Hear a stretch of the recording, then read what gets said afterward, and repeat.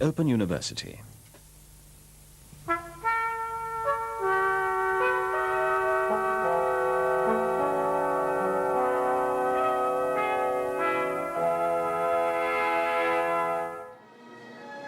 Yeah, I'm here with Colin Marshall, who, to my mind, is one of the most interesting observers of Asia, and in fact, a public intellectual. This is something I was going to ask you about. You're almost like, you seem to have an endlessly curious interest in things which I might flatter myself and say I have as well, and you're one of the few people I recognize this continuous curiosity in, but it's also, we were talking about stipends and, and not having, and sinecures and not really having an official position. So it sort of interests me how people self-elect as public intellectuals. I mean, first of all, would you accept that definition of yourself? What does it take to be one it's now 2017? What does it take? I mean, I realize you've been given the official designation by the title of your recent compilation. I don't have that. I'm not even a recording artist. What does it take? Well, it takes, I suppose, election by faith, as we Protestants would say. We Calvinists would say you have to sort of believe in yourself as potentially that, and then work towards that position, and then become Fake it till you make it.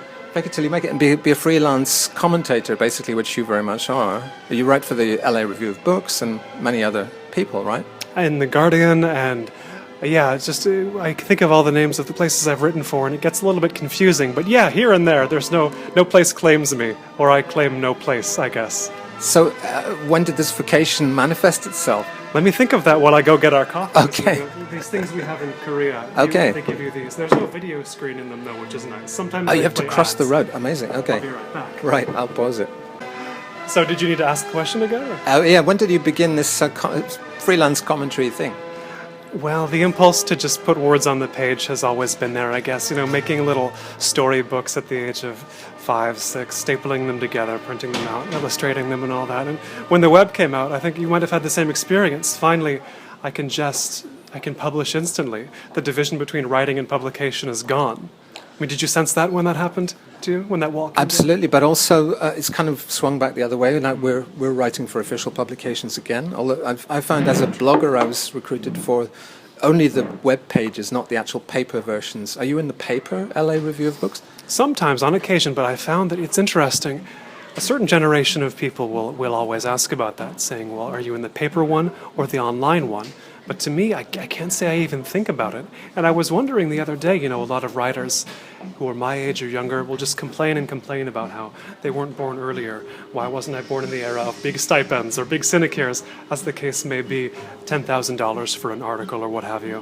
When those were also the days where, and this is almost hard to fathom for me, your friends couldn't all access what you wrote at once. You know what I mean? Not everybody could read what you wrote on the day of publication. They'd have to go out, not just cross the street as I did, but they'd have to go down to the corner, down to another town. If they could find this magazine or this paper, they'd have to buy it. Then maybe they read it. A world without that instant sharing is almost like a world without air now to me. Do you get that feeling as well? Yeah. I'd never go back, is the idea. I have no fantasies of going back for that reason. They could have paid $1 million a word. It doesn't matter without the sharing. So in a way, that access to the public, that directness, is more important to you than earning a living from it? Well, I earn a living, but that could always improve. I don't know. You were writing before I was professionally. So is what they say true? Was it better in the 1990s? Could you really put together a middle-class income just writing about this and that? I just wrote occasional music features for the NME and people like that, but I don't know. I suppose there was sort of authority was vested in you by the fact that it was such a sort of top-down process, and that people were really impressed that you were whatever, even an occasional music writer. But I wanted to ask you more about this thing specifically of being a commentator on Asia for the West, for the benefit of the West. But I wanted to ask you all sorts of questions also about the meanings of Asian things, but maybe I should really be asking a Korean person. Like these pants, for instance. If I can just show these pants, which are, I understand they're called baji. Pants in general are called baji in Korean. But I don't know the meaning of what are these padded ones that I'm wearing now with the buttons?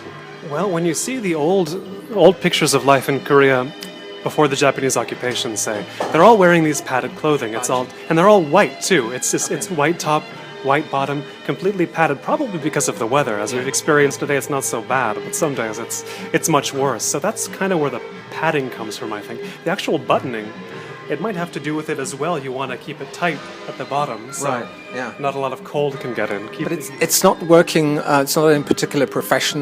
Say in Japan, I often wear carpenter's pants or whatever. These are just old people's type padded clothes. You see everybody in them in the old photos from 100 years ago or more. They're all dressed exactly the same, Yeah. all white. Yeah. In these old books by Percival Lowell or Isabella Bird Bishop, Western travelers to Korea in the 19th century, say. They just describe like a field of ghosts all approaching them. Is all these Koreans in just identical white padded clothing, all of them, everyone they saw. Right. So I'm quite used to people laughing at me on the street for what I wear, and I tend to look with curiosity at a Westerner going native. This is not something you're obviously trying to do. You don't go native in that sense. Well, there's a guy named Robert Kohler here who's been in Korea for over 20 years. Speaks Swahili too. He trained to go to Africa but came to Korea instead. He runs a few Korea-related magazines. I do some writing for him as well. Was working on one this morning, in fact, an article for him. He posts from this cafe a lot.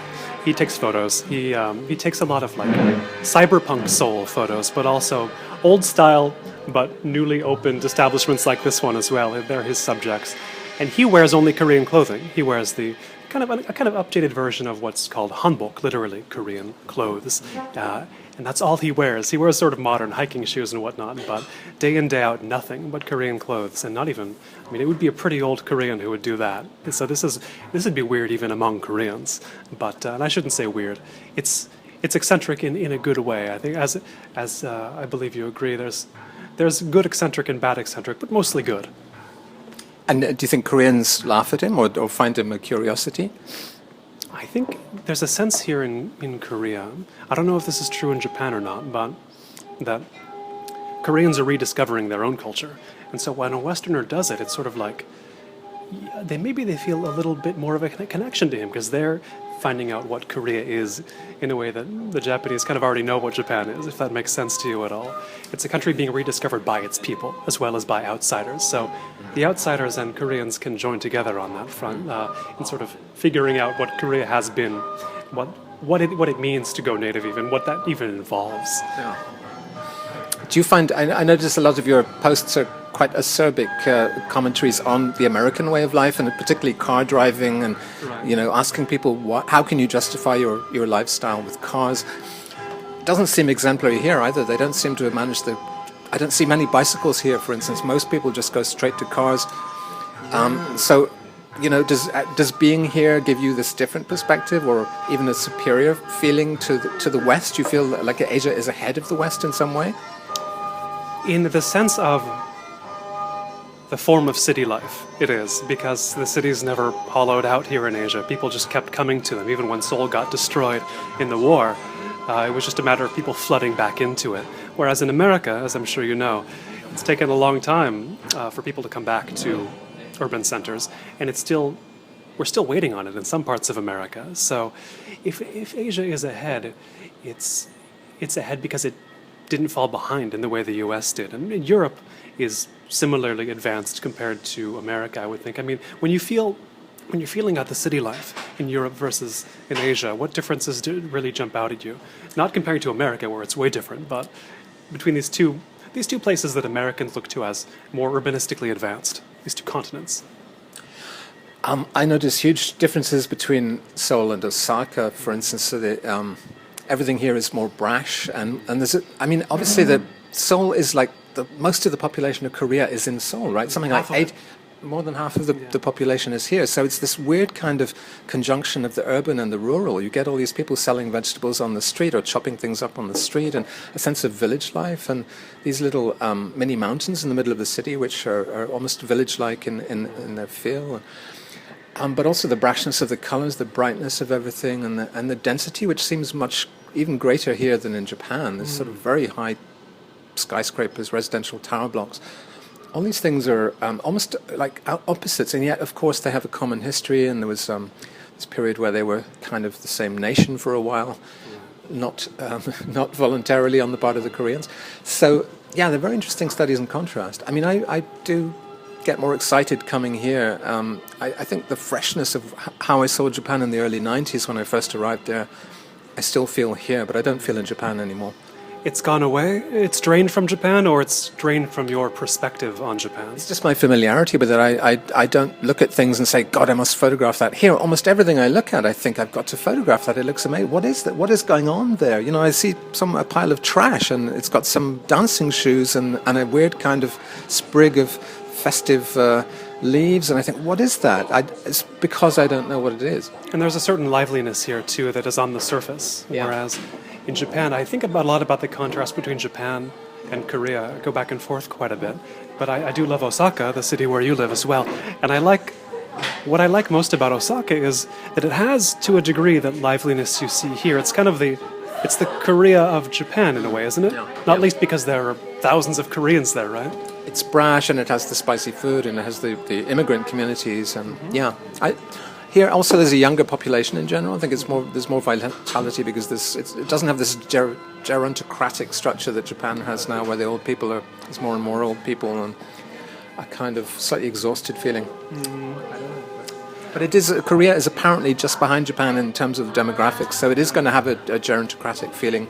I mean, trouble will arise there. And I wonder, just what are your feelings on how the cities are in Japan and Korea, and then compared to the ones you go to in Europe, the cities you most frequent there, the sort of Asian versus European urbanism, is there anything to be compared or contrasted? I think the planning regulations, the lack of planning regulation in Asian cities, plus the density in Asian cities, plus the small businesses everywhere. I mean, where I come from, Edinburgh, I come from a UNESCO protected heritage site, the new town of Edinburgh, which is meant to be a gorgeous example of city planning, but to me it's horrible. I mean, it looks kind of nice, but it's got these grey crescents and drafty windows that don't keep the air out. And I don't know, it has there's no shops at all, there's no businesses, there's certainly not old ladies chopping up vegetables on the street. So my main experience of Asia is vitality and density, but it's even more pronounced here. And it's fascinating because I was reading just a little while ago a story where a Korean goes to Edinburgh, meets up with another Korean there. The short story is called Where Would You Like to Go by Kim Hye-ran is the name of the author. I interviewed her on stage here a few months ago, and this widow goes to Edinburgh and meets a former classmate of hers, also a Korean there, and she says, I think she's saying to herself, but I want to say, I see life here rather than routine, or some other cliche like that. And that's a translation of the Korean, of course, where she says in the Korean text, I want to say something like, I see salm, or the word for life, rather than 생활, the word for daily life, routine. And that's a cliche among Koreans to go to Europe or even America and say, people are actually living life here, we're just going through the motions, which to us looks like vitality, though. Sometimes that's down to incomprehension because you just don't realize what routines people are going through. It looks like spontaneity. I think a lot of what I see here as spontaneity might well be just, hidebound tradition. But actually, I was just reading a really interesting an essay by Aldous Huxley. I didn't know he'd been to Osaka. He came to Japan in 1926, and he was very critical of it because Japan at that time was in part of its industrial cycle. They were making gimcrack kind of cheap stuff in factories. So he came to Kobe and he just saw smokestacks and factories. And everything he saw, even in Kyoto, the expensive clothes and kimonos and things, looked to him like very cheap kimonos because the world was flooded with cheap Japanese goods at that point. But also, he said Osaka reminded him of Leith. It felt he'd arrived because it was raining, the weather was terrible, and it was just this grim industrial landscape. And he just said it. I feel like I'm in Scotland. Which I thought that was hilarious. It looks to me nothing like Scotland. Except there is some rain. It's true. When did he come to Osaka? This was 1926. 26. Was this in the era when Osaka was still looking like it might become the next big city in Japan? It overtook Tokyo for a little while there after the earthquake, but this was right before that, right? Yeah. No, just when was the Kanto earthquake? 24 or something, okay. I think. Yeah. I'm not perfect on my Japanese history, but I think 24. So he might have been in really the major city of Japan at that time, Osaka. It could be. I love in Osaka when you go to the bookstores and you see there's always a section devoted to not just the literature of Osaka, not just the books about Osaka like you would see in London. There's always the walls of London books, but books about Osaka's glory days, when the earthquake had demolished Tokyo, and when it looked like Osaka was going to be the city. And there's books about how could this have been continued? Could we still be this? Could we still be number one potentially? Or what if we were always number one? The speculative literature, it's a whole genre. I'm not a good enough Japanese reader to touch it, basically, but I like that it's there. How do you observe the Trump thing in America, and do you feel you're well away from that? Are you happy to be here you have this constant tension between North and South Korea, which it's almost nostalgic for me. It's almost like there's a sense of the Cold War as it existed in, say, Germany 20 or 30 years ago, and there was a certain kind of rather creative competition between the East and the West and the two political systems, and also a sense of tension and danger, the sense of imminent nuclear annihilation and all the rest of it, which somehow was quite good for spicing up your life and making you value each second and think in a certain way. I feel that this is maybe the last place in the world where you still have that with those guys just over the border. And it's interesting you say that sense of imminent annihilation because, boy, people outside Korea, people who've never been here, I think they assume all Koreans must be terrified living right across the border, 30 miles from North Korea. But that sense of imminent annihilation has, I think, gone away, or if it's ever existed among Korean people, it's somewhat dissipated. I feel in Berlin, was it like that the whole time? I was there just once before the wall came down, and I guess I was living out the legend of David Bowie, having lived there, and that sense of a certain edginess which was in the 70s there. Certainly there was, I think, a generalized sense of nuclear imminent apocalypse in the 80s. There were books like Jonathan Schell's Fate of the Earth, which I read as a student, and which kind of terrified me. Some people are now saying, I've noticed online, that is coming back now with the tensions that Trump is making with China. But every time I come to Korea, there's some headline on the BBC News site about Kim Jong-un is doing a new missile test. This week, right now, he's threatening very imminently a new air-launched missile test. That doesn't make you slightly edgy when you read that? It doesn't. There's, for any number of reasons, maybe I'm just absorbing the nonchalance of the South Korean population. But so they genuinely don't care?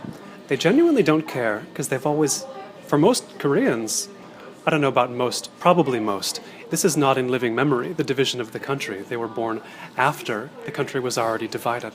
And the number of people with family members they know to be up there, that's diminishing over time, diminishing rapidly now. But also, North Korea needs to act like that to survive. We can't rule that out. If you're not belligerent, so it's seen as acting up. Yeah, if you don't seem like a psycho, you're not going to stay in power. If I were running North Korea, that's what I would think is I've got to seem dangerous. I've got to seem like I would invade. I've got to seem like I would launch a missile. But if they actually did it, there would be instant annihilation, so they're not going to do it, right? There's that mutually assured destruction element as well. And the threat to Seoul is not nuclear. It's the conventional forces which have always been able to do serious damage to Seoul. Of course, I think everybody knows if the North invaded Seoul, the North would lose. The South would take some damages, significant ones perhaps, but it would be over for them. So that's why they have to seem crazy, because only a crazy man would do that. Yeah. So, The American presence here is very striking to someone used to Japan, where these people, they do exist, but they're in Okinawa or whatever, they're outside the cities. Do you have any friends who are American servicemen based here? I don't, but it's funny because I hear 20, 30 years ago from guys who've been here a long time that you'd see soldiers, American soldiers, everywhere in Seoul, all across the city. Now they just stay around the base, in and around the base or near Itaewon. If you've been to Itaewon, that's where you see soldiers, never outside. They don't explore anymore, and partially it could be because they're not allowed to, or it's frowned upon, or they don't want to, but before they'd had the run of Seoul, apparently. If you see them, if you go to Itaewon, how do you feel about seeing them? Are you embarrassed that they're there, or would you hang out with them? And would you feel you would share a common culture with them if you had to have a beer with them? I don't feel like I would when I've gone to on the rare occasions I've gone to Itaewon. I don't go there much. When I've gone to a bar where there are soldiers, they feel as foreign to me as anybody, and it's a little bit. I'm not embarrassed that they're soldiers, but it's the fact that.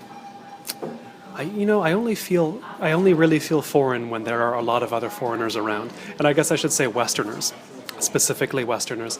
And especially in the case of Westerners not trying to make the effort to, not integrate, because you really can't do that here, but making the effort to, say, speak the language when they live here, or to There was one. I remember hearing stories of this guy, who was not a friend of mine, but a friend of mine knew. She called him the American hero because he might have been military affiliated, but he was volunteering with North Korean refugees, which is a good thing in and of itself. But he was doing it to teach them English, to get back at Kim Jong-un, to strike against non-capitalism, in a sense, although there's many capitalist elements of the North, as we know and can discuss. But this guy, he had the attitude, and this was the representative part to me. He said, South Koreans, he resented them for not speaking enough English because we gave them democracy. They should speak English. So that's the kind of American attitude I think many Americans here want to distance themselves from, but it's present in some people. Some are military personnel, and when you congregate together, these attitudes get expressed sometimes. But you're not having wild nights out with the boys. I'm afraid not. I don't think I'd fit in with that culture. It may shock you. And another striking thing, a striking difference from Japan is Christianity, the presence of Christianity here. These weird-looking churches which have neon crosses and, which don't look like Western churches, but also don't look like Asia to me. Have you ever been to a Christian church here, or to a ceremony? Not here. I've seen more of the Christian Korean world in America, in Los Angeles, where I moved from. Yeah. And it's funny because Americans, going by Korean Americans, using that as their knowledge base, they often assume that South Korea itself is some kind of theocracy because of how Christian the Korean American population is.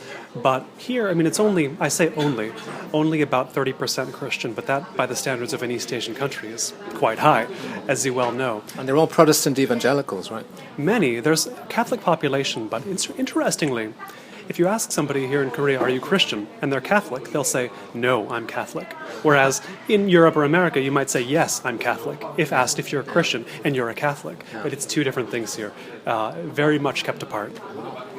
Interesting. But it's Buddhist. The rest is mostly Buddhist, right? There's Buddhism here. There's a fair amount of Church of England style agnosticism, I suspect, as well.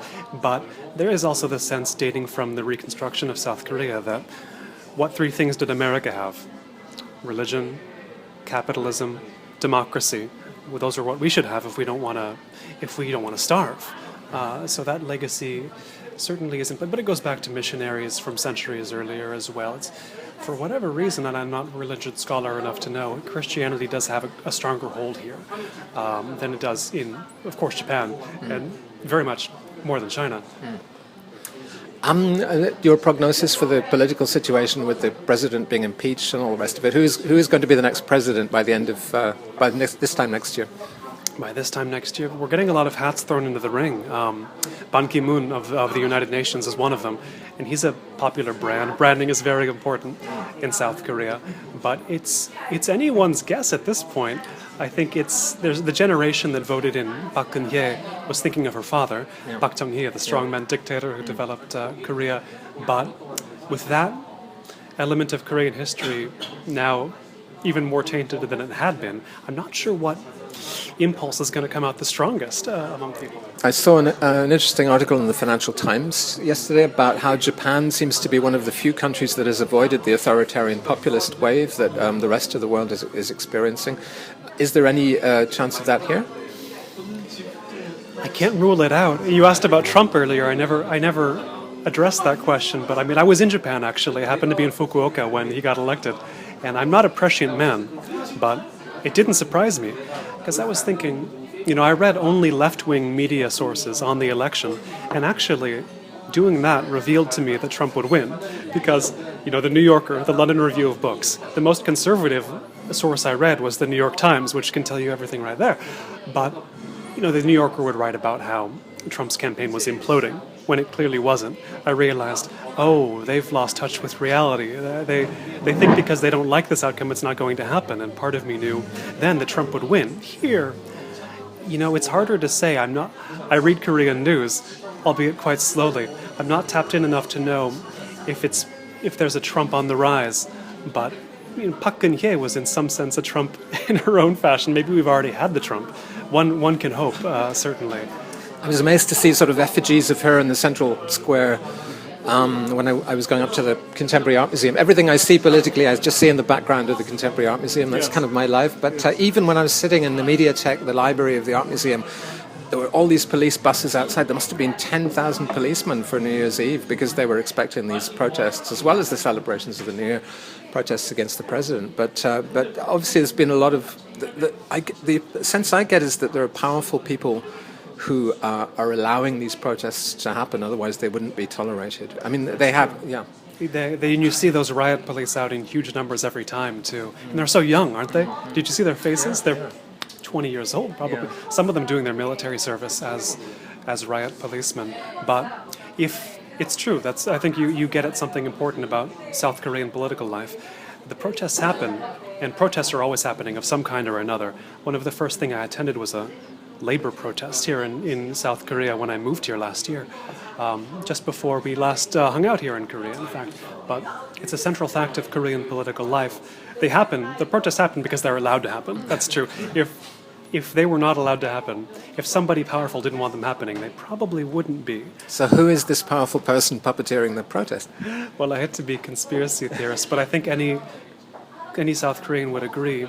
The government is powerful, but the corporations, the chaebol, the equivalent of the, what do they call them in Japan, the zaibatsu, Samsung, LG, Lotte, all these, they're more powerful. But this is precisely what the effigies were showing her with these companies in her pocket. Yeah. They're trying to make a link between the corruption of those companies and her. So how would they be behind the protest? Well, I think they're sort of, you described that the effigies had them in her pocket or her in their pocket, who was pocketing who? Their logos were in her pocket. Right. I think it's probably more the other way around, though. She's in their pocket. But the recent controversies over her misbehavior were less about her relationship to corporations as her relationship to an unelected middle-aged lady who was, there was also a class issue at play here. She was not the right class to be ruling Korea, That's the bizarre. It's almost like she's the scapegoat, the book emissary. Yeah. It's a complicated and also a simple problem. They really. I would hate too if I realized that the president was being sort of puppeteered by just some lady who I'd never heard of before. But it was mostly the shock that's caused these protests, less so a thorough analysis of. I think Koreans expect corporations to be in charge to some extent. And that's not necessarily, in the development of Korea, it hasn't been all bad. It's developed quickly, but partially because you had several corporations picked to be winners by Park Geun-hye's father. They were winners. And it's sort of like, what do you do in the 21st century now that you've built up a country in this very top-down, hierarchical, dictatorial fashion,